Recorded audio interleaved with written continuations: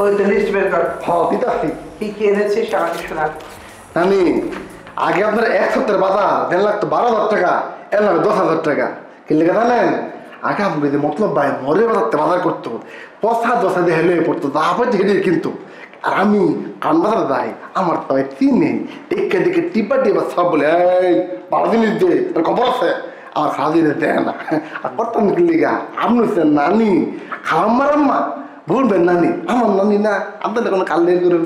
আচ্ছা হলো, অনেক কথা বলছে, কি নিয়ে দিই। প্রথম কেজি চাল কিনছি 20 কেজি, এবার কিনছি ডাল 5 কেজি, এবার মরিচ 1 কেজি। মরিচের দাম গো খালাম্মা, নানি ভুলে গেছে গা। খালাম্মার কাছে বিচার দিই তো সবসময়, বাজার হিসাব দিই, লেগে ভুলে গেছে গা। পোলাও চাল আনিস নি?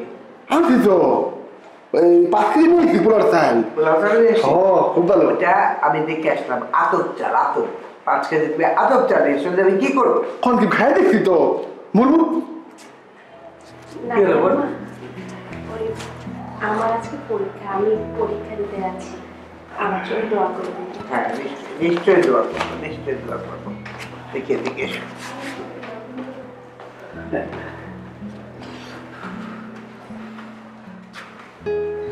শোনো, কটা কথা মনে রাখবে, এই খুব ধীর স্থির ভাবে পরীক্ষা দিতে, তাড়াহুড়ো করবে না।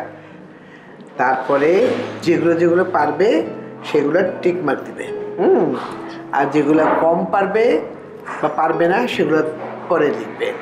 প্রথমেই টিক মার্কগুলি ব্যাস গট গট করে সুন্দর ঝরঝরে ঝরঝরে করে সুন্দর করে লিখে নেবা, এক সুন্দর করে লিখবে।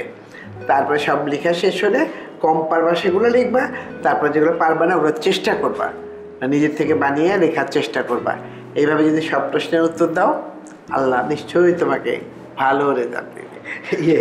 চল দেরি হয়ে যাচ্ছে, শোন এখান থেকে হেঁটে যেতে হবে বাস স্ট্যান্ড পর্যন্ত, তারপরে বাসে করে যেতে হবে পরীক্ষার সেন্টারে। যাই বাবু, হেঁটে নিয়ে তারপরে বাসে ওঠাবা, মাথা খারাপ, মেয়েটা তো ভালো পরীক্ষা দিতে পারবে না। তাহলে এটা সিএনজি নিয়ে তারপরে যাওয়া।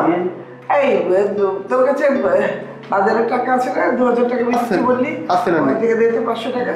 500 টাকা ও না না, 500 টাকা তো সিএনজি দিয়ে যাওয়া আসা, আর টিফিনও খাবে। 1,000 টাকা দে। আপা পাস করলে কিন্তু মিষ্টি খাওয়াতে হইব। হ্যাঁ হ্যাঁ খাবে না। আচ্ছা আসি বাবু। এই আপা শুভকামনা রইল। নানি এটা তো রসুন কিনছি 2 কেজি, আদা কিনছি আধা কেজি। আদা কেউ খায় না, আপনার খালি চাইলে খান পেলে কম কম নিয়ে এসছি, অপচয় হয়ে যাবে। মাংসটা আদা ছাড়া রান্না করবো, তোমার কত বুদ্ধি।